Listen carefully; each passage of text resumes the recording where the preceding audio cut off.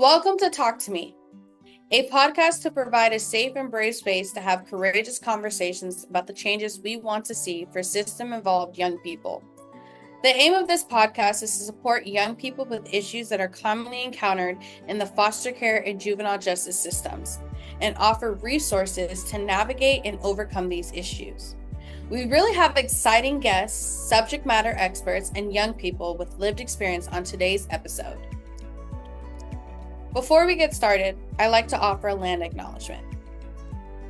The creators of this podcast recognize that we occupy land originally and still inhabited and cared for by the Tongva, Tatatvion, Sereno, Quiche, and Chumash people.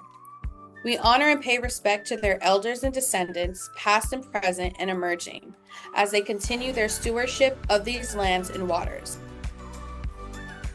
We acknowledge that settler colonization resulted in land seizure, disease, subjugation, slavery, relocation, broken promises, genocide, and multi-generational trauma. This acknowledgement demonstrates our responsibility and commitment to truth, healing, and reconciliation, and to elevate the stories, culture, and community of the original inhabitants of Los Angeles County. We are grateful to have the opportunity to live and work on these ancestral lands. We are dedicated to growing and sustaining relationships with Native peoples and local tribal governments. To learn more about the first people of Los Angeles County, please visit the Los Angeles City/County Native American Indian Commission website at lanaic.lacounty.gov. Now on to the episode.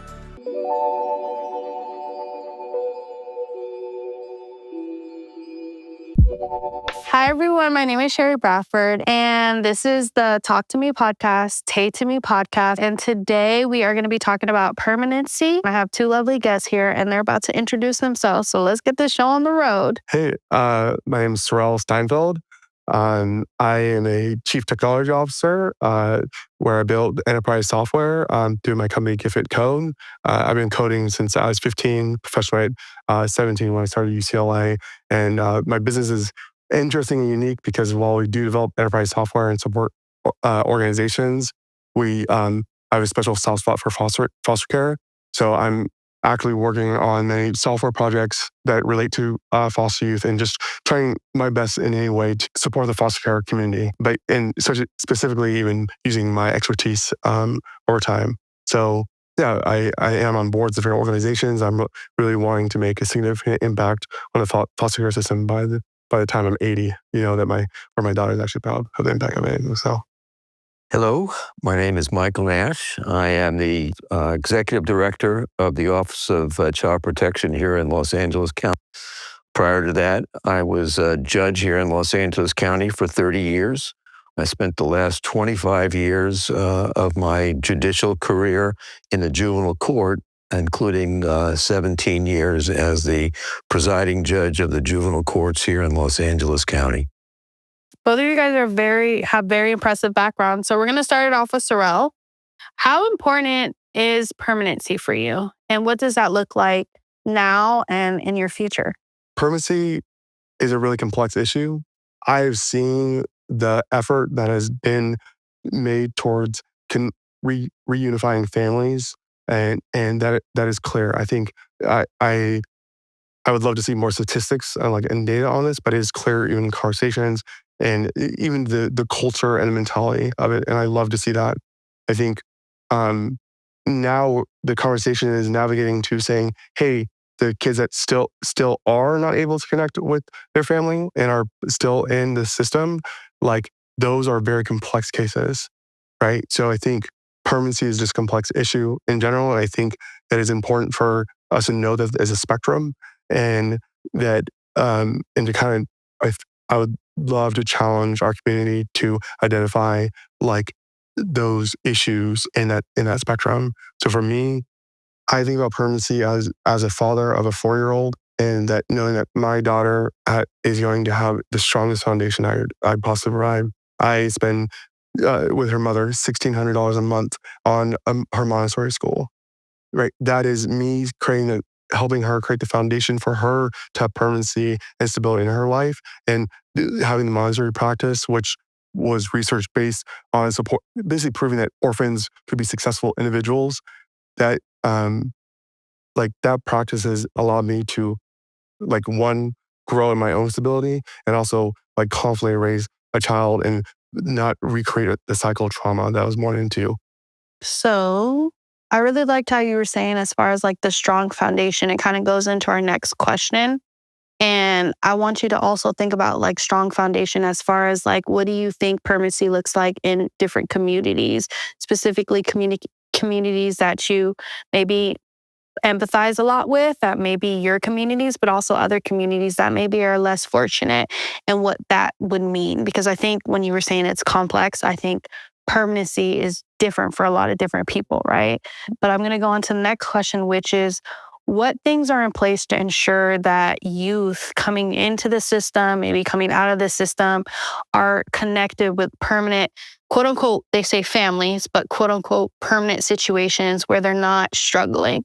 So it could be housing supports, it could be a support systems. How do we ensure that youth, while they're in care, while they're in these systems, are more in stabilized environments? I think we need to realize that there's a big gap that many people are falling through. And I'm one of those examples. Well, I'm very glad of what I'm doing for my daughter. For me, had two families. I was a foster family, as well as my other dad was the superintendent of my high school.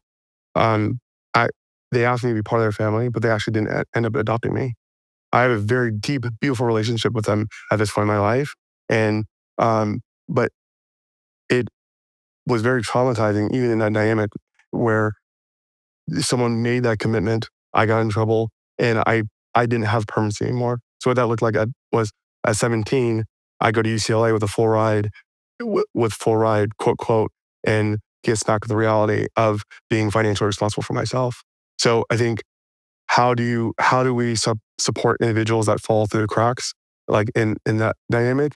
I think would be a way to kind of address permanency for those that don't have the fortunate options that you were describing, I was describing. How does the system balance family unification with finding permanency for children who cannot return home? Just talk about permanency in general. I'm just starting my 36th year working in the child welfare system. And when we talk about the child welfare system, the three main tenets of the system are safety, well-being of our kids, and permanency. Okay, so when we talk about permanency within the framework of the child welfare system, we're talking number one, the most important form of permanency is family reunification. There's another way to look at the system. It's keep them home, send them home, or get them a home. That's what the system is about, okay? So that no child or youth should leave the child welfare system without a family, preferably a permanent family. Number one, their own family, going back to their family if they've been removed in the first place. Or secondly, getting a new family. That's what the system is about, okay? And unfortunately, over the years, we have this other aspect of the system, which is called a lot of different things. We used to call it emancipation, but I think that's a bad word utilized within the framework of child welfare. So we call it aging out or transition age youth. So we have youth for whom the system fails in developing permanency. That is, they don't go home and they don't get them a new home. And those kids obviously are the ones that we say goodbye and good luck at a certain point in time.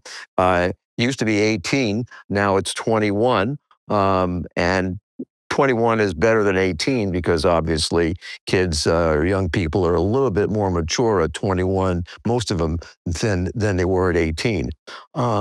And so for those kids, we need to provide as much support as possible. Hopefully, they at least have a meaningful adult in their lives that they can turn to when they need some help.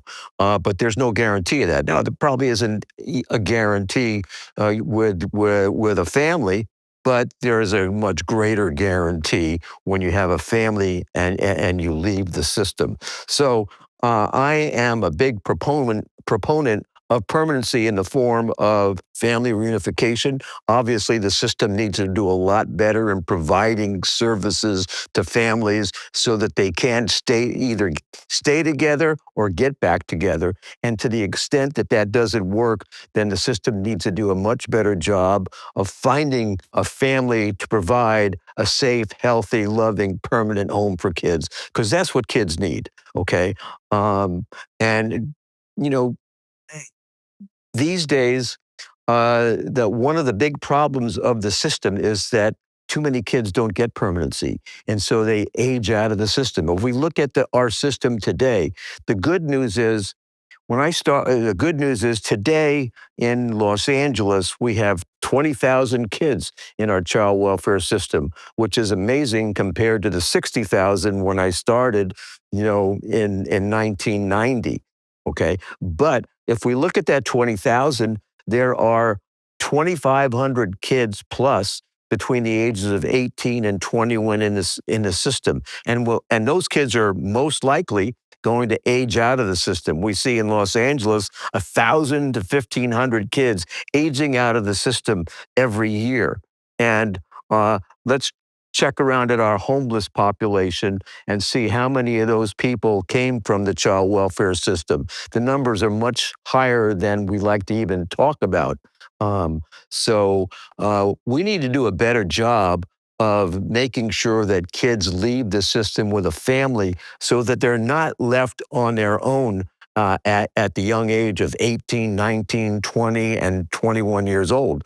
As Sierelle and I were talking before we came out here today, several years ago, I know there was data that showed that the age of independence for non-foster kids was 26. I think we decided there are studies that show it's even higher today. Okay, think about now those kids that don't have a family, that are on their own, and their foundation in life is a child welfare system. They're already behind the 8 ball when they started. So we need to do a better job across the board for all of these kids. But one thing we can do, and one thing we need to do, and one thing that I'm committed to doing is working within the framework of the system to make sure that more kids leave the system with a family and that fewer kids age out of the system. I wish the number of kids aging out of the system was 0. However, that's never going to be the case. But with the number of kids that we have that are aging out of the system today, my fear, and I think it's been justified, is that there never have been enough services to go around for those kids. Case in point, transitional housing. How many kids age out of the system and don't have a place to live? Okay. Some of them do, here in Los Angeles, we're lucky we have more transitional housing than probably any other jurisdiction, but it's not nearly enough for those kids. And that's just one example of why we need to reduce the number of kids who are aging out of the system without a permanent family in their lives. Yeah, I wanted to highlight kind of both what you were saying, and this kind of leads way into just like personal experience. So I was with the same family for most of my life, right? So that's quote unquote stability, permanency, right? But when I turned 21 and there was no more money coming in from DCFS, they were like, you got to go figure it out. Mind you, they took me in at 4 months.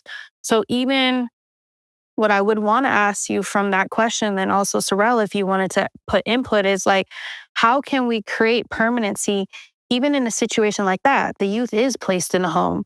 They have been in that home for a long time, but 21 comes around, they're not getting paychecks anymore. So how do we ensure that when we are placing youth that do not quote unquote get back with family, right?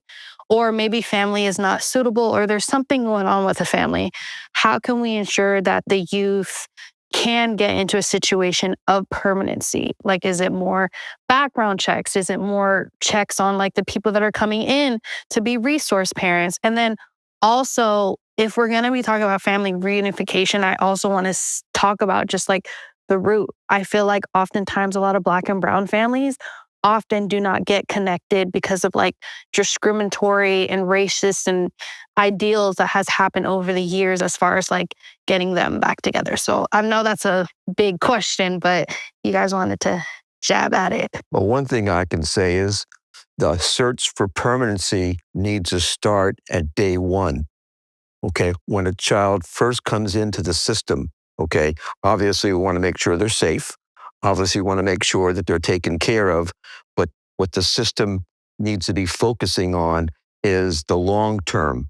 What is going to be the permanent plan for these kids, and how do we manage to get to that point? So it starts at day one. If you're going to start, years after a youth has been in the system, it becomes more difficult. So if you start from the beginning and start focusing on that from the beginning, then there's a better chance that we can achieve what we need for every child. That is making sure that they do have a permanent family in their lives. And when I say permanent, I don't mean until they reach the age of 18 or they reach the age of 21 and the money runs out.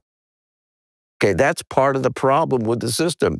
Okay, and we talk. You've heard of legal guardianship. We talk about legal guardianship, and the system, says, well, legal guardianship is a form of permanency that the system accepts. I do not accept that. Legal guardianship expires at the age of 18, and there you go. You're left in that situation. Now what? Okay, so once again, the focus needs to be on family reunification as much as possible. And if that doesn't work, we need to find another family. And there are lots of families out there in the community that are looking to adopt kids who want to provide them a permanent home. And we need to do more of that. I want to talk about someone I'm supporting right now that is a complex situation that I think really will highlight some like the issues around permanency. A friend of mine, she is 23 years old. She has 3 kids. She was a former foster youth, not in LA County, and had lost custody of her children. She recently got a couple of weeks ago got her car totaled. And she's currently I've taken her to court where she's currently in a legal dynamic with where she's currently living. She lost access to a service that you'd allowed her to pay for where she's living currently. I've been and it's the holiday season, and this is all going on, and I would say I'm extremely connected with resources, genuinely, with so many beautiful organizations that, I would argue, really do have the capacity to support our community, but aren't able to help this 22-year-old that, to be honest with you, she's doing anger management. She has issues that she is struggling with, but to say that she's not trying to be connected to her children or reconnected with children would be ludicrous to even say that. You might disagree with how she raised her children or her temperament, etc. But the reality is she's trying, right? The dynamic that I was just recently dealing with was I was talking to her caseworker supervisor and had dissonance in that conversation where there was an altercation where she had a visit with her kid at her job, and some man that knew her kid that they met with wherever she was staying. There's an interaction where the kid was talking to them, but the mom did not know the male and pulled her kid, and then that altercation resulted in her losing the privilege to see her kids at her job. Now she has to see her kids at the office, and I was trying to help. Say, that's crazy. I'm driving her to her job. Now you're making it so she told her a car. How does now we're talking about permanency. That is someone that is genuinely trying, that is getting getting slapped in the face many of times, and I've connected her to I've been trying to connect her with resources, but it's even hard to help her given the severity of all the reality she's doing. But how do we address that problem with permanency? How do we make sure that she is reconnect with her children? And generally, how do we support that individual, even given the complexity of her reality? How do we support them? I think if we can answer and start answering those complex issues, then I think we could be solving these other issues that we're talking about in general. Yeah. And I think along the lines of what you're saying, it seems like there's a lot of stuff going on too in that situation. So I think there are people out there like case managers and social workers and people out there that are supposed to like provide that service and like case management, mental health stuff. But it's also too, it's like once you kind of already emancipated or got out of the system, it's like you then have given the privilege of knowing all these resources, right?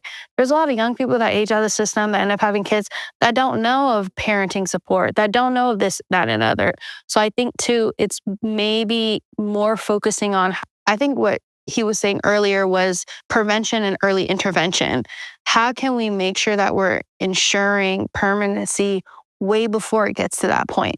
Well, I think it's important for us to challenge ourselves to try to answer that question. Like, how do we address that? Like, how do we address it from that perspective? In general, I don't think we should say, "Oh, let's solve a problem that's hypothetical," like preventing it before happening. Well, that's not the reality. The reality is these complex issues that that that I just described. So how do we build a framework that solves that for those problems? I just think it's a community. I think when we're looking at a lot of these situations, I'm not saying that not only focus on like before, but I also think it's focusing on there's two different communities, right? Or a couple different communities. When they're younger, older, and then past, right? Outside. I think each age group, each person has different complexities in their life and stuff going on.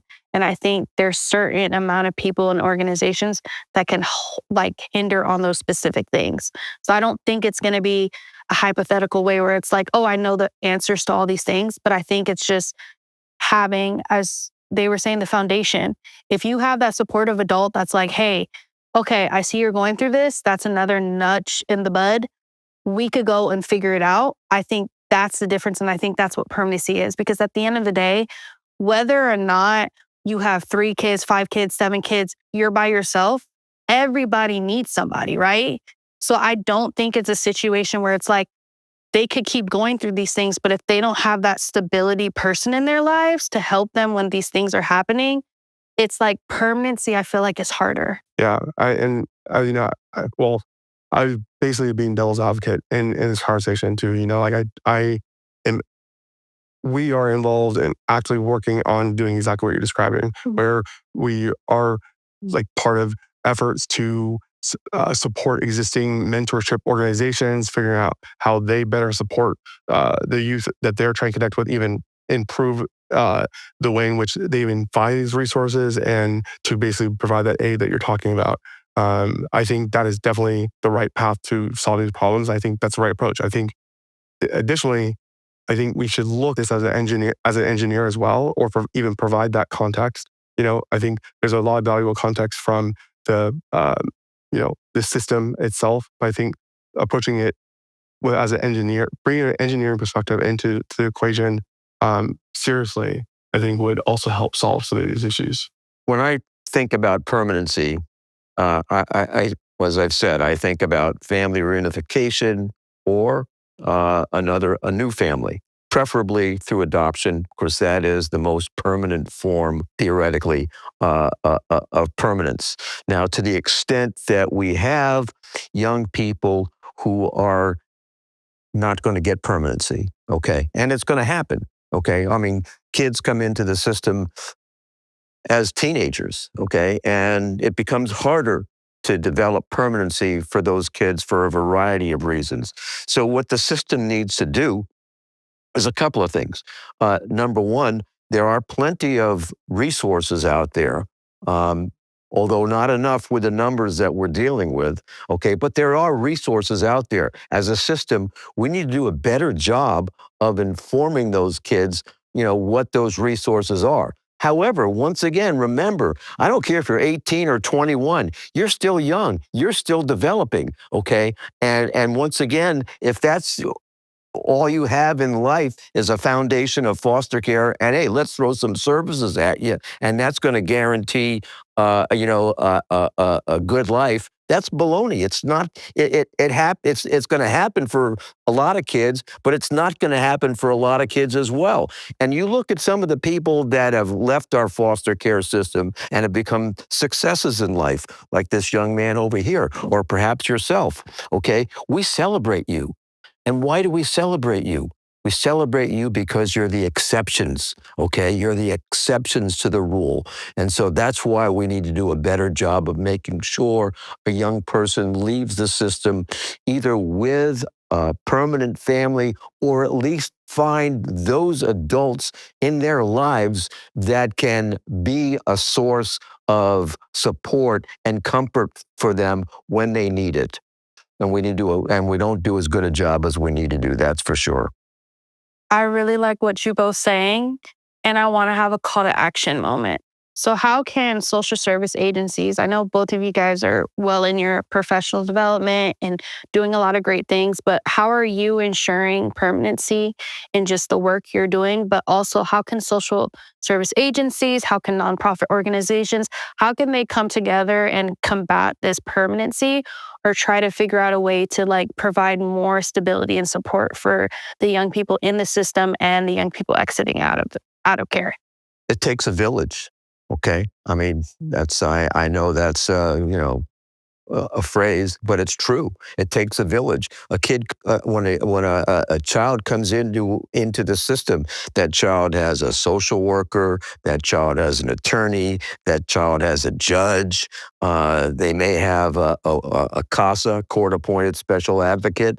Okay, all of those things, and everybody needs to work together to focus on that child and what that child needs so that child can leave the system, with stability in their lives. So what can social service agencies and nonprofits and all these things that we're a part of kind of do to combat the issues of permanency and providing more stability? And then also I wanted to ask, what are you doing currently today in your work that is promoting more permanency and stability in youth inside care and outside? I created, technically, I created my business was actually created through a community that I created 9 years ago, where I essentially, or not essentially, very much created a feedback loop, where it's a professional community of practitioners, builders, anyone in the software profession, entrepreneurs, it was basically a feedback loop where I was able to have raw conversations and just basically grow aggressively in my career.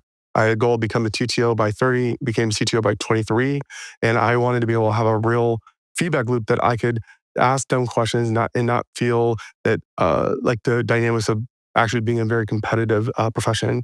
And over time, what I've done is I've supported a subset of that community and taught them how to code, and basically used lessons of my own journey and the complexities of me navigating my profession, and then additionally support other people. For example, my brother, one of my brothers, I taught how. I have five other brothers, but one of them I taught how to code. I was CTO in Maryland. He came. I said, "Hey, come live with me for a year for free, rent free." And in 5 months, he was a developer, and he's now making over $300,000, $400,000 a year as a developer. There's many other false youth that I support that are making over 100K. And I don't only support false youth. The community is beautiful, where I have relationships with people all across the world, India, like Thailand, literally all over, and people from every economic background, people that live in Kenya to multimillionaires that are millionaires because of the app they developed, and whatnot. And I basically, and everyone knows that I come from the foster care system. And I say, hey, y'all, uh, what is the catch of this community? Catch is support the next person in line. And hey, if there's anything that comes with foster care, are you down to support? So now it's a 200 plus software, like a professional community, where like there are many projects that we're working on specifically to support foster care, and we like have a special like place for any former foster youth. So if there's any former foster youth that wants to get into any software profession, please reach out to me. I'd love to support them. And actually, more specifically, like he said, surround them with a village of people that are like savages in their profession, but genuinely will give them a way to become self-sustaining and self-sufficient. And one other point I'd like to make is that, in those situations where a child needs to be removed from their parents because of abuse, neglect, whatever the case may be, when we look to place that child, the first place that we ought to look is with other family members. To the extent that we can keep children with members of their family, okay, and support those people that are taking them into their care, okay, that number one, right from the gate, from the opening gate, gives the child a sense of belonging, a sense of permanency, and and whether or not that child gets reunified, although it often helps reunification, or whether or not the relatives choose to adopt, blood is thicker than water, okay? And, those family members can stay family members for life. And make a difference in the life of a child. There's plenty of studies out there that show that when children are placed with their other family members, they're better off than when they're placed with strangers. And that includes better education achievement, better health outcomes, as well as better permanency outcomes. So, here in Los Angeles, we're doing a better job of that, but we cannot lose sight of that, and we need to keep doing that and keep doing more of it. Yeah, I really liked everything you guys said. It was amazing. And I definitely, all of these things are bringing up memories on my own personal experiences. But thank you guys so much. And I definitely enjoyed having you guys on here. So any of the resources that was said today, and any resources as far as permanencies will be down below. And thank you guys for all showing support.